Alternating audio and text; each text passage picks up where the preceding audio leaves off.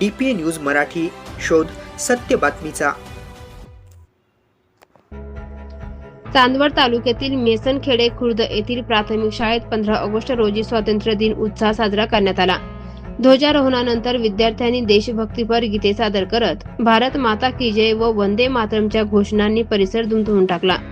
यावेळी शाळेच्या नवीन शिक्षण समितीची स्थापना करण्यात आली। अध्यक्षपदी गणेशजी ठोंबरे तर उपाध्यक्षपदी रामदासजी पवार यांची निवड झाली। शाळेचा शैक्षणिक दर्जा उंचावण्यासाठी सेमी इंग्रजी माध्यमासह ज्युनियर व सिनियर KG वर्ग सुरू करण्याचा निर्णय घेण्यात आला। दानशूर ग्रामस्थ, माजी विद्यार्थी व सामाजिक कार्यकर्त्यांनी विद्यार्थ्यांना दप्तर, कंपास, पेट्या, पाट्या, वह्या, पेन, पाणी बॉटल्स तसे विविध शैक्षणिक साहित्याचे वाटप केले। विद्यार्थ्यांना खाऊचेही वाटप करण्यात आले। शाळेसाठी खेळाचे साहित्य उपलब्ध करून देण्याचे आश्वासनही देण्यात आले।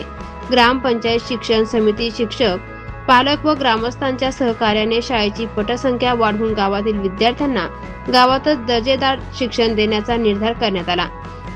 विजय विश्व तिरंगा प्यारा, झेंडा ऊंचा रहे हमारा या जयघोषाने कार्यक्रमाचा उत्साह अधिकच वाढवला।